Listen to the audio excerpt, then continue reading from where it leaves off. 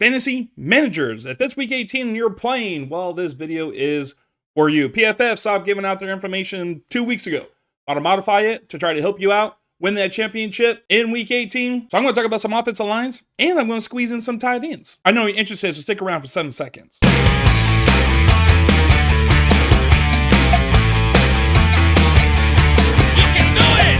So this information I'm going to give you will help you decide your own fantasy tiebreakers, who to start, who to sit. There's going to be a little bit modified. I'm going to go over some games. I'm going to talk about some tight ends. This information will help you decide if you're going to start this player or sit this player in your week 18 matchup. All right, I'm going to put the information on the screen so you can read it as I go through it, starting right now. All right, I want to let you know all this information is on PFF, but I subscribe to it so you don't have to. But let's get into this. Going over the tight end matchups. Let's go over the top 10 real quick. Looks like the best matchup of the week is George Kittle. You're starting him either way. Travis Kelce. Well, he's not going to play, so think about this and maybe a Noah Gray. I have Noah Gray actually in my top 10 for tight ends this week because of this reason. He has a 52% advantage in his matchup. Sam Laporta, you're going to start him because the game that he's in, the over and under is like 60 points. So you're going to start every player from the Lions and the Minnesota Vikings. Don Kincaid, I'm not sure if he's going to actually play. Josh Allen is out. Mitch Trubisky is going to be in. I don't know if I want Mitch Trubisky throwing me the ball, but Jonnu Smith, this is the one guy I really wanted to talk about. So Jonnu Smith, 419 route runs. That's actually pretty good. Targeted per route run. Let's click this. He's 5th. He's 5th overall in tight ends for target per route run. Fantasy points per route run, he is 4th at 0.49. So this guy's been lighting it up. He's been doing well. But Tua is not playing. He is out. So how did he do last week with Tyler Huntley? Well, he had 3 receptions, 26 yards, on 1 touchdown on four targets with Huntley. So not bad. The touchdown pretty much saved him. But they're saying here he's going to have another good matchup against Q Williams. I don't know what the Q is, but Q Williams, that's a linebacker he's going to be up against the most. He actually allows 15% target per route run and 0.26 points per route run. That's actually pretty good. His average yards per route that he covers is actually 1.14. Actually kind of low. So yeah, that's a little bit low here compared to some of these other ones. He actually covers tight ends for just like a little bit over a yard. So then Jonnu Smith is doing his own thing, I guess. It's hard to fucking read what this is, but the defensive grade that he has is 66.3, and the grade that Jonnu Smith is given through PFF is 79.2. That's good. Like I said, he's getting a 36% advantage. That is great.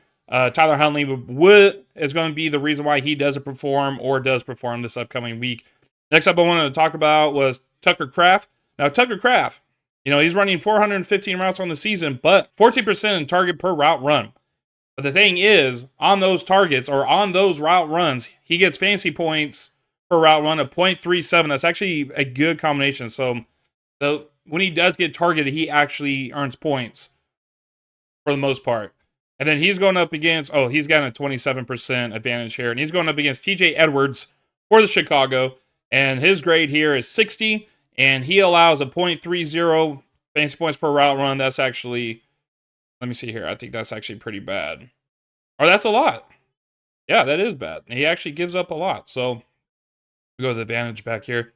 And then it's the same thing when it comes to route run. The person he's defending gets targeted 40% per route run, and that's the same as Tucker Kraft. So this actually works out in his favor because this is showing even though he gets limited targets, he is going to earn points. But the one thing that you should know about this, last time Tucker Kraft played against the Bears, he had 0 points on 1 target. So a little food for thought there. And then Will Dissly, he's hit or miss. Just like Justin Herbert, hit or miss. TJ Hockenson, you're going to start him. He's part of that Lions-Vikings game that you want to be a part of. A lot of passing is going to be done in that game. And then the last one I want to talk about, 10th. I'll try to do the top 10 here, and it's Pat Freiermuth. Pat Freiermuth, you're going to want to play him. This is probably going to be another high-scoring game between the Steelers and the Bengals, and he's given a 17% advantage against his defender. So, all right, now we're going to look at who has the bad matchups. I'm actually going to scroll down here because a lot of these players, you're not even going to start them. You're not starting these players. I was going to be all Jake Ferguson, but no, you're not starting him. When was the last time you started Jake fucking Ferguson? Can't remember. But this guy, he's been lighting up teams lately, and I'm going to talk about Okonkwo. So Okonkwo here, he's at a disadvantage of 60% against the Houston linebacker, Toho. I don't know. Oh my God, what are these names? I can't read. So he gets targeted on, okay, so he has 381 routes run. He gets targeted 18% of the time, which turns it to fantasy points, 0.29% of the time. His grade here is 60. He's not great, but he's going up against the Houston Texans, and I don't even want to say this guy's name again. Tuhu. He only allows 13% of targets per route run for his defenders, and same thing here, 0.29 fantasy points per route run earned for players going up against him. The Texans ranked 21st in tight end scoring, but Okonkwo has averaged 9 targets a game in the last 3 weeks. So if you're playing him, this is a tough matchup for him. He's going up against a tough team when it comes to tight ends defending the tight ends, what I'm trying to say here. So if you're going to play him, you just got to think there might be a chance that he might not do well this week. And the other person I wanted to go over is, because it was a big name here. Oh, and it was Trey McBride. So Trey McBride is one of the lowest. He only has the 8% advantage in the passing game. He's run 501 routes. That's an elite number right there. That's what you want. He gets targeted 26% of the time. That is amazing. He gets fantasy points, 0.44 per route run. That's amazing. 86.5 grade, but they're just looking over here at the defense. D. Winters, he's only allowed 16% targets, and he's only allowed 0.20 fantasy points per route run. That is actually really good for a defender. Last time, let me see, I got something here. Last time he went up against the 49ers, he scored 11 points. That's not going to win you a week, but it's not going to lose you either. So when it comes to points, you kind of want to lower your expectations maybe a little bit, but you're going to start Trey McBride either way because he's first in target share with 29% for tight ends, and he's third in red zone targets for tight ends. So he's getting the opportunities. He's getting plenty of opportunities when it comes to targets and near the end zone, even though he only has 1 touchdown. And goddamn, they worked really hard to get him that touchdown last week. But you're starting him either way. Just know if he's not going to get a touchdown, he's probably going to end up around 10 or 11 points again. Yo, if you made it this far and enjoying the information I'm giving you about the offensive line report / tight end report for week 18, then please hit the subscribe and press a like. It goes a long way. We have a goal to reach 2,000 by the end of the season. We are almost there, but we can't do it without you guys. We appreciate all you zoners. Anything and everything goes a long way. Thank you for watching. Now let's go right into the quick hits, right? This is a very short episode just because I'm lacking a lot of information that PFF did not provide the last 2 weeks. So it's modified here. These quick hits, I'm going to talk about some games you want to be a part of or some games that you want to stay away from. I'm going to go over the top 10. The number one game here that's going to have the biggest advantage is the Buffalo Bills versus New Orleans or New England. So I want to look at the second one here, and it's going to be Atlanta. The Atlanta game against Carolina. So Atlanta allows 26% pressure rate. That's a little bit below average. But it's only been converted to sacks 12% of the time. That is very low. Carolina, defensive line over here, they get to the quarterback 26% of the time for pressure rate, and it turns it to sack 16% of the time, which is kind of like average. Is not nothing to brag about, you know what I'm saying? So, who's it going to benefit? What's going to benefit? Michael Penix Jr., Michael Big Penix Jr. So, I wrote down some notes here. He's averaging 200 yards and 1 interception in his 2 games, but Carolina has given up the most passing touchdowns. I think it's like 33 on the year, and 4th fewest sacks. So they're not sacking the quarterback at all. He has a chance for a breakout game, and it's just, we saw this guy in college. We know what he's capable of doing. If he's going to have a breakout game, this is the game he's going to do it against Carolina's defensive line that cannot get to the quarterback. Or this is totally going to be a Bijan Robinson game like it was last time when Bijan Robinson scored like 20 fucking points against this team. The other matchup I wanted to look at was the Denver Broncos offensive line versus the Kansas City defensive line. So the Broncos, they allow a low, I think this is the lowest out of the league, 17% pressure rate. That is converted to sack 15% of the time. Kansas City, they only get to the quarterback 20% of the time, or they pressure the quarterback 20% of the time, which is converted into sacks 14% of the time. And the one thing about this is that a lot of the pressure rate, a lot of the sacks come from Chris Jones. I don't think Chris Jones is going to play this week. So that really drops. There's a good chance that Bo Nix is going to sit back there and he's just going to be cooking himself some bacon and eggs and having breakfast while dropping dimes on this defense. Like I said, the Chiefs are they're sitting on a lot of players, and the Broncos, they need to win. Bo Nix, he's 3rd in deep ball attempts and 12th in red zone attempts. So when you give this guy time, he likes to throw it deep. And then when you give him time, he likes to throw it in the red zone. If he's going to get that time, he's going to complete those deep passes. He's going to complete those red zone passes, which could get and score into long touchdowns or even a touchdown in general. Then as the Buccaneers, you're playing Baker Mayfield. He's got like 40 touchdowns on the season. Green Bay Packers against the Bears. Green Bay or Jordan Love hasn't been startable for about a month. Then we got Minnesota. Then we got the Vikings against Detroit. Like I said, you're starting the aerial assault in that Vikings-Lions game. So, Los Angeles Chargers versus the Oakland Raiders. The Chargers, they allow 26% pressure rate, which is converted to 17%. That's a little bit higher than average. While the Raiders get to the quarterback 30% of the time, which is converted into sacks 17% of the time. So, the big thing is, a lot of that comes from Max Crosby. Max Crosby is actually in top 5 in pressure rate. He's not going to be there. So that takes a lot of pressure off Justin Herbert. Justin Herbert, he has an up and down season, but the main thing is that Crosby's out. So if you want to take a chance on him in this game, I mean, you can feel comfortable doing it, I guess. I don't want to because, like I said, there's been games where he's gone into when it's like, oh, this is a great game against Atlanta. No, it didn't turn out that way.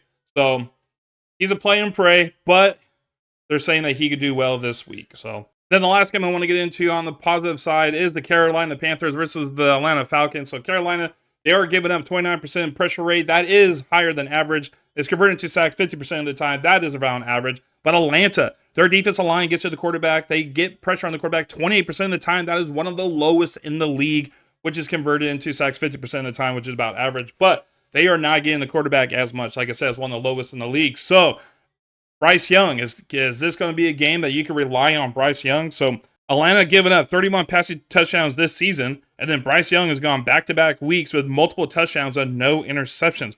Hubbard is out, so I think we're going to see a chance for Bryce Young to be in a top 10, top 12 quarterback at the end of this week because of his matchup. Let's look at some of the matchups that we want to be a part of when it comes to the running game. Of course, the Atlanta Falcons, Bijan Robinson's number 1 against Carolina. They have an 88% advantage on the ground, which is insane. Philadelphia, they're number 2, but Saquon Barkley is out. Detroit, like I said, you want to be part of that Detroit-Minnesota game. Then we got Dallas here. So Dallas, they earn a 1.15 yards before contact, which is showing right here. But the Washington Commanders, they are allowing 1.80 yards before contact, and that is one of the league worst. So this is going to benefit Rico Dowdle, who, let's see here, has 20 opportunities in 6 straight weeks. Commanders middle of the league in RB scoring, so it is possible to run on them when it gets to the end zone only 10 times. They've only given up 10 rushes inside the 5-yard line. That's been converted into a touchdown 50% of the time. So they've given up 5 goal line touchdowns this year. But, Ezekiel Elliott's gone, so he's not going to be taking no goal line carries from Rico Dowdle. Anyway, so this is opportunity for Rico Dowdle. He could put in some flex numbers. I actually am playing this week. I have Rico Dowdle in my flex. Next game.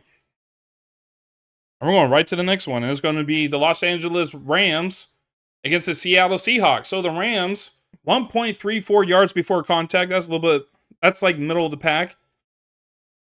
27 opportunities, rushing opportunities inside the 5. You got to like that. And they've converted almost half of those. That's pretty good on their part. But Seattle here, they've given out 1.31 yards before contact, and that's actually like above average, or below average, sorry. And so they are actually, in this category, the Rams are going to win that. When it comes to the goal line, it's going to be a little bit of a tougher matchup because Seattle's given up only 33% of rushing touchdowns inside the 5 out of 21 attempts. But PFF is still giving the Rams a 26% advantage in the run game. Well, Kyren Williams is out, so if this is going to be a sneaky play and you want to put in Blake Corum, because that dude's going to have the same opportunities. He's going to be played the same way as they play Kyren Williams, so he could get a lot of opportunities this game, especially with Matthew Stafford and the Cooper Kupp and Puka Nacua out. They can rely on the rookie a lot this game, and it looks like he can do some damage. And then the next one here is going to be the Chargers versus the Raiders again. So the Chargers actually are earning 1.12 yards before contact. That's pretty shitty. That's pretty bad.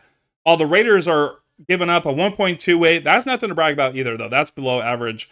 But what I'm seeing here, what the main thing is here, is that when it comes to the goal line, the Chargers convert 59% of the time. That's probably one of the most in the league when you compare it to the Lions or maybe the Ravens. So that is a lot. So what I'm seeing here is that this is going to benefit J.K. Dobbins because J.K. Dobbins is going to be the primary back for this. So he's going to get, 15, 20 touches a game. He's also going to get the goal line work. So you want to have the goal line back in this offense because how well they can convert it. 2 touchdowns. All right, and then what are we at? 1, 2, 10. So we're almost there. Next up, I'm not sure who's really starting for the Kansas City Chiefs. Is it going to be Pacheco? Is it going to be Kareem Hunt? I think it's going to be Kareem Hunt, but they got a 19% advantage in the run game. And then Pittsburgh Steelers, they got a 16% advantage in the run game. I'm actually liking this for Jaylen Warren, not a Najee Harris. But then the 10th option here, the 10th best matchup, is going to be Tampa Bay offensive line versus the Saints defensive line. And the Buccaneers are earning a 1.42 yards before contact. That's above average. But the New Orleans Saints are giving up a 1.55 yards before contact. Their defensive line is giving up a lot before contact when it comes into the run game. And then when you get to the goal line, they can't stop you at the goal line because they've given up 27 attempts inside the 5, and it's been converted into a touchdown 52% of the time. So who's this going to benefit? It's going to benefit Bucky Irving. Bucky Irving is a guy who's going to run it between the 20s, and he's the goal line back. He leads the team in goal line touches. I think he's actually 7th on the year for rushes inside the 5-yard line. So this is going to benefit him. He's already been on a tear this year. So look for him to have another big game this week. Saints are 7th in running back scoring. Bucky is 4th in yards per touch. He's 7th in evaded tackles and 7th in breakaway runs. Last time the Bucs played the Saints, they set a franchise record in rushing. It was him and Sean Tucker. So something to think about. If you got Bucky Irving, I am. Okay, we're going to talk about the games that we want to be a part of. Now we're going to talk about the games that we want to stay away from. Sort of. When it comes to the passing game, they're saying the Cincinnati Bengals have a minus 60% disadvantage against the Pittsburgh Steelers. Don't matter. You're starting Joe Burrow either way.